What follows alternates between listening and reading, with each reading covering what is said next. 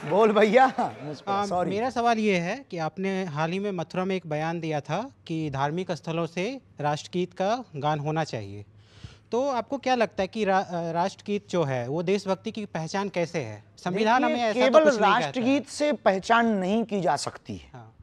लेकिन ना करने वालों को सीख दी जा सकती। एक राष्ट्रगान तय नहीं करेगा कि आप देशभक्त हैं कि नहीं है। 2 मिनट के लिए तो कोई भी राष्ट्रभक्त बन जाएगा।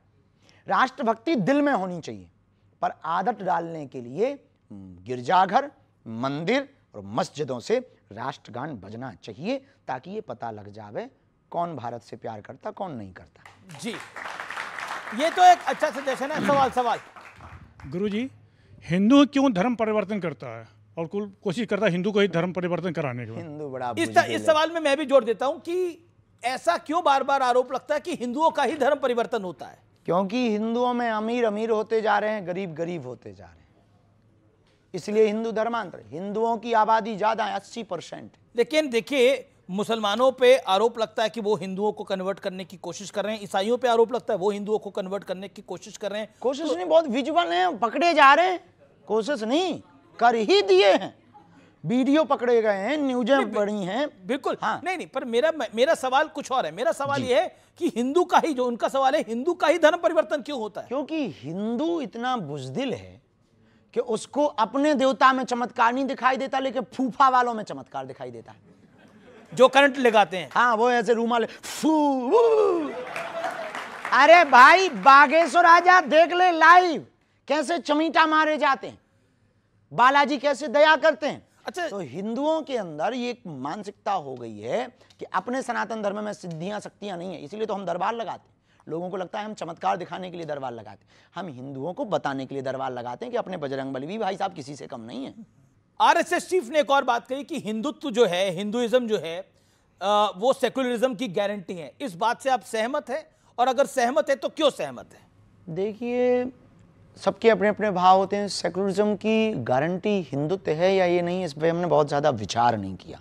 हम इतना कहेंगे कि सत्य, झूठ का बाजार इसलिए चलता है क्योंकि सत्य के सौदागर होते हैं, और झूठ की महिमा भी तब तक है जब तक सत्य है, और सत्य की महिमा भी तब तक है जब तक झूठ है।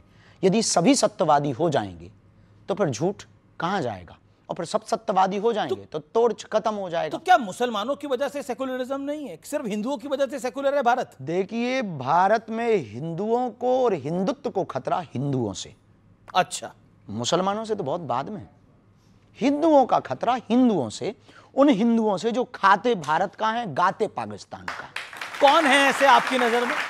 आप जैसे फॉर एग्जांपल आपकी न्यूज़ों पर बहुत लोग आते रहते हैं जो कहते रहते हैं कि हमें भारत में डर लगता है। आपकी न्यूज़ों पर आते रहते हैं कि ये सब भगवा आतंकवाद है। आपकी न्यूज़ों पर आते रहते हैं जो हिंदुत्व पर टिप्पणी करते, आपकी न्यूज़ों पर आते रहते हैं जो पदयात्रा पर टिप्पणी करते, आपकी न्यूज़ों पर आते रहते हैं जो सनातन पर टिप्पणी करते, आपकी ही न्यूज़ पर आते रहते हैं जो गजवाए हिंद चाहते हैं। हम भगवाए हिंद चाहते हैं। भगवाए हिंद चाहते हैं आप,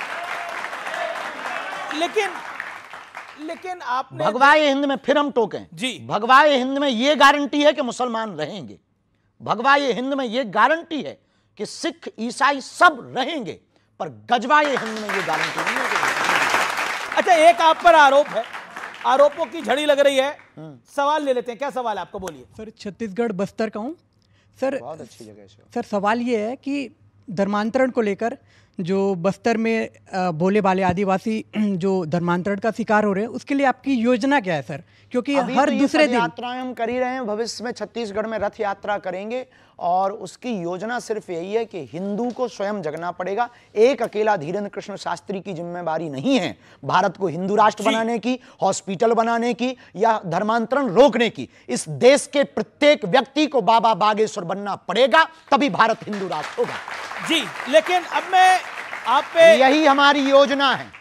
आप पर एक आरोप है कि आपका पॉलिटिकल झुकाव जो है वो एक पॉलिटिकल पार्टी की तरफ है। नो, बिल्कुल भी नहीं। ऐसा हमसे कहा सब जाता जुड़े हैं। हमसे हमारे मध्य प्रदेश के कांग्रेस के पूर्व मुख्यमंत्री कथा करवाते हैं, कमलनाथ जी।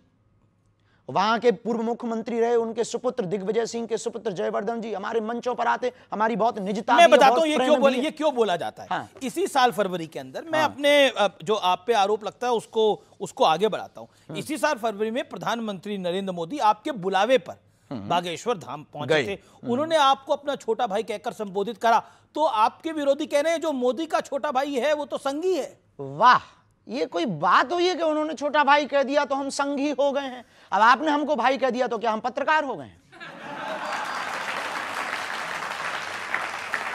ये आरोप वाले भी ना बिना खुजली के आदमी हैं। लेकिन अब मोदी जी ने आपको छोटा भाई कह इसमें दिया, दिक्कत वो भी